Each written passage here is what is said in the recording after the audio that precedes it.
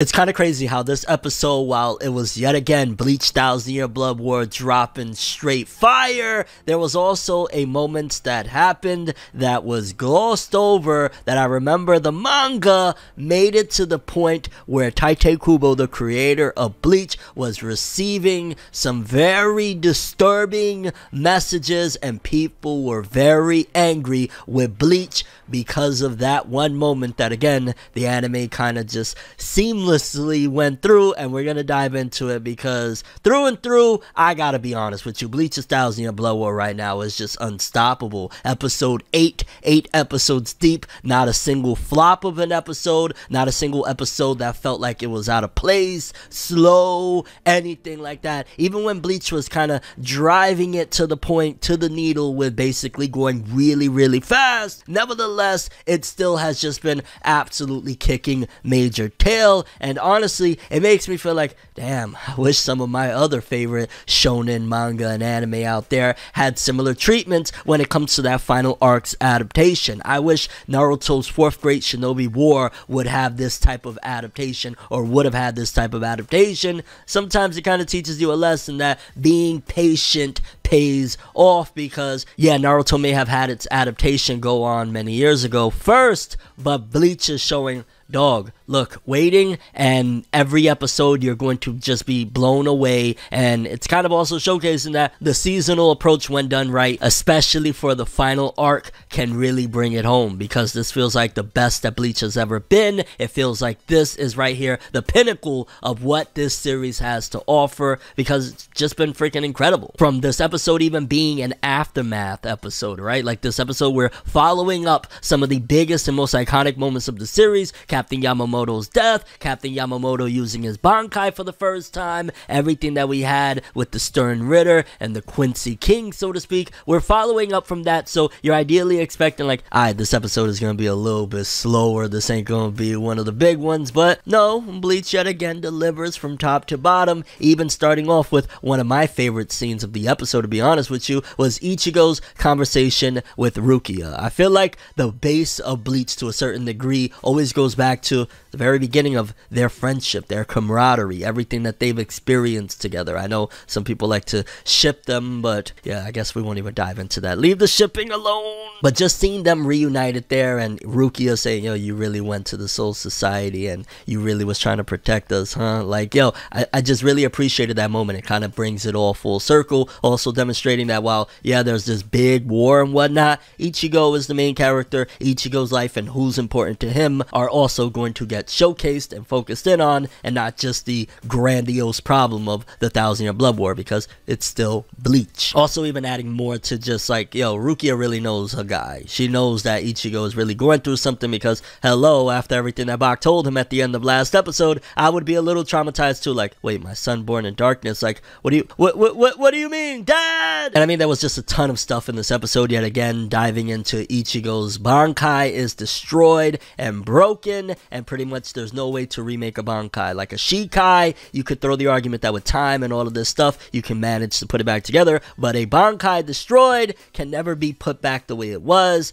And yeah, it's kind of cool that Squad 0 Division 0 is a cheat code that was already implemented and already established well before. We've heard about the Squad 0 Division, all of that stuff. We've heard about them for a long time, so seeing them come and essentially making miracles happen to a certain degree is par for the course. We've heard how incredible they are. There's so much so, and I love that little tie-in when they brought it back to when Ichigo and them first tried to invade the Soul Society all the way back then, of those giant gates that fell down. Those gates initially only are used for emergencies in the Serete, because they're protecting the palace up there. They're protecting the big dog, the Soul King himself. And we finally see the animated version of the 0 Division Squad 0, and I don't know, I thought it was freaking sick, awesome, everything that I expected a decade ago when I was reading these chapters and seeing them for the first time. I was like, okay, yeah, they're pretty freaking awesome. They're a little wonky, a little wacky with some of them, but nevertheless, it's just really freaking fascinating. And a moment to mention, as I stated in the beginning of this video, that there was something in this episode that when it dropped in the manga, fans were going crazy, so much so that Kubo, Tite Kubo, the creator of Bleach,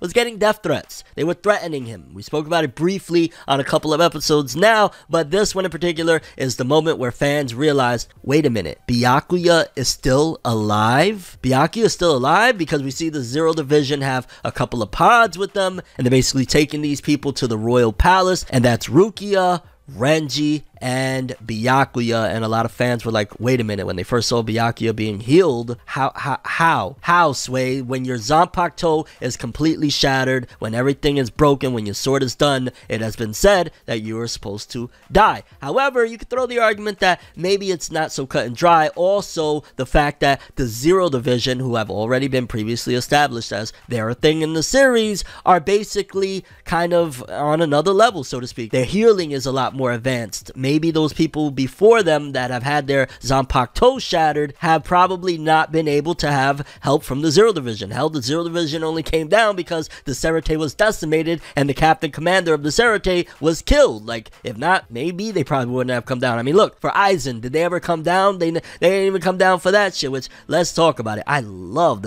the mention from one of the captains of the Zero Division when she basically was like mentioning Aizen and how he thought he was coming up here, and basically how he was trying to create the Oaken. Like, I'm not even gonna lie, this episode of Bleach, there's just so much to talk about. Like, I could literally make easily a 40-45 minute, even hour-long video diving into each and every detail, because so much happened. But at the same time, I don't know, it didn't feel overbearing, it didn't feel jarring, it didn't feel like, whoa, the pacing is fast. Like, yeah, as a manga reader, I could definitely tell, like, oh, they added a lot of stuff. I remember that being a moment for a full week. I remember that being a moment, and yeah, it was kind of like, here you go, here's like 20 moments in one. But again, it just felt like, okay, considering we just came from a very big moment, so that way we don't get a slow episode, here's everything exposition wise that would have been spread out realistically over 5-10 episodes in the previous adaptation. Here's what we're doing nowadays, here you go. Because I mean, for crying out loud, dog, we saw the Fullbringers return. They're training over there with Kukaku. We saw Ganju yet again. We just had so much stuff. The Zero Division, as I said, the Soul King. It was just absolute madness with this episode, but in such a freaking awesome way. Like, yeah, sometimes I don't mind getting all this exposition thrown at me if it's tied to things that have already been previously established, characters that I know and care about, and just in general this world that have been around for some time. Like, yeah, an exposition dump in this format with all of it being exciting and interesting,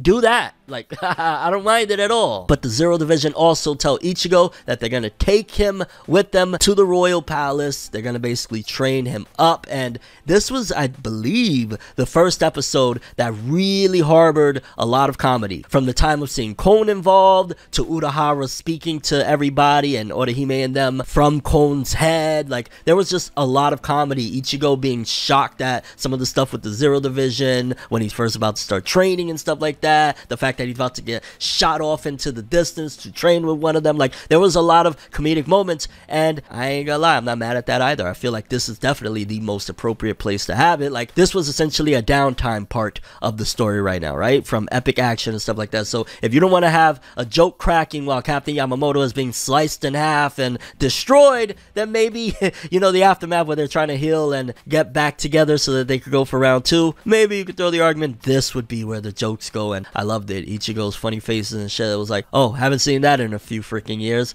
I'm alright with it. Let's not forget though that another thing that was kind of showcased was definitely, I mean, you gotta be like blind if you didn't realize who that was behind Urahara. Grimmjow, you was there with Kilgay, right? Like, in the manga, again, a lot of these moments were just way bigger than, like, what they're doing in the anime. In terms of the anime is just compiling so much together that is like, I don't know what do I want to fan out over. I don't know if I want to go crazy over the Zero Division. I don't know if I want to be like, oh, snap, the Fullbringers. Or if I want to scream, holy shit, Grimmjow is back. Let's freaking go. One of the most epic guys that have one of the best fights in all of Bleach with Ichigo. That was freaking cool as well to see Ichigo's reaction. Like, what are you doing with that guy there? Why is that guy there? Last time I saw him, he was pummeling my face in. Like, what? So definitely a very interesting thing to note. And going back to the whole thing of essentially, yeah, Byakuya survived death at the hands of Asna and whatnot, and he's being healed up now because they're at the Zero Division. They have these spas, so to speak, that essentially heal you up if you stay in there long enough. So Byakuya is going to be back on his feet, but considering the fact that, one, he doesn't have a Bankai anymore, and two, he was completely destroyed, his Zanpakuto was completely incinerated, how is he going to fight moving forward, I guess, would be a big question, right? Like, yo, he should be, for all intents and purposes, not here anymore. He should be donezo.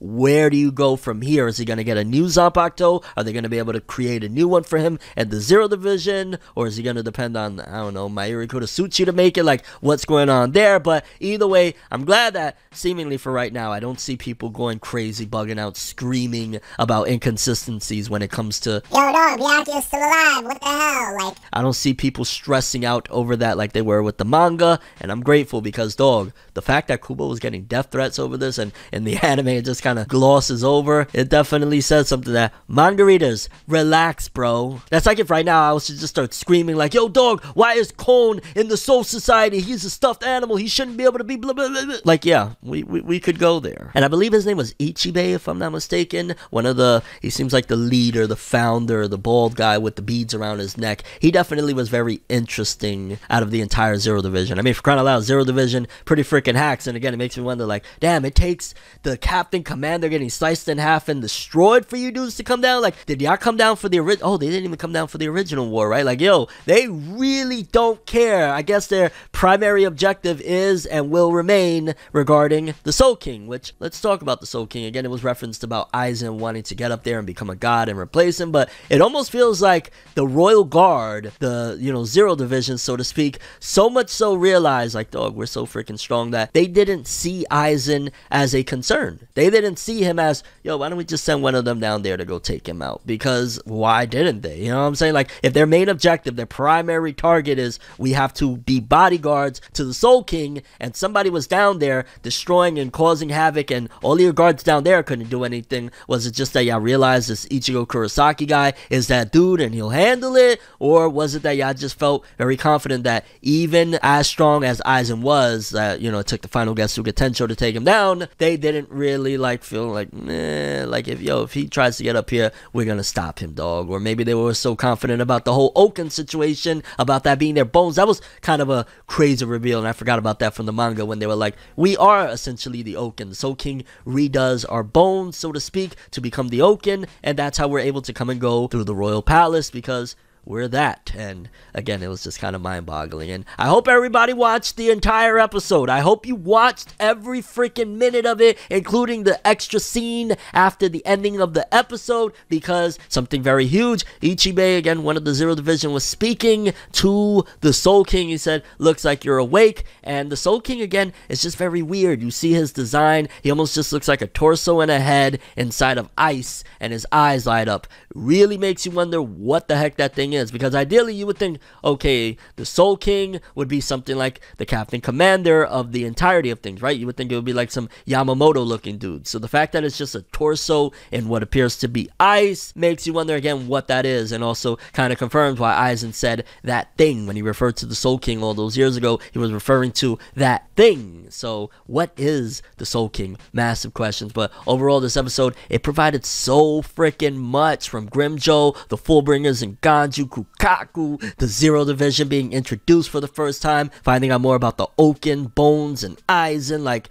this was a huge episode with so much to talk about, and yeah, Bleach did it again. 1,000 Year Blood War, even on exposition-filled episodes, manages to just be peak. Your overall thoughts and expectations for the future of Bleach's 1,000 Year Blood War and beyond. I have to stress yet again that this is the type of adaptation any shonen anime fan could hope for their final arc, because it's so good. It's compacting so much information very quickly, not too quickly, and art and animation been absolute fire. Dog, the Zero Division. Oh my god, which one was the coolest for you? Let me know. That's all I have for this one. I'm ForneverWorld, and as always, people, have an awesome day. Subscribe and hit that bell to get more videos. Yeah.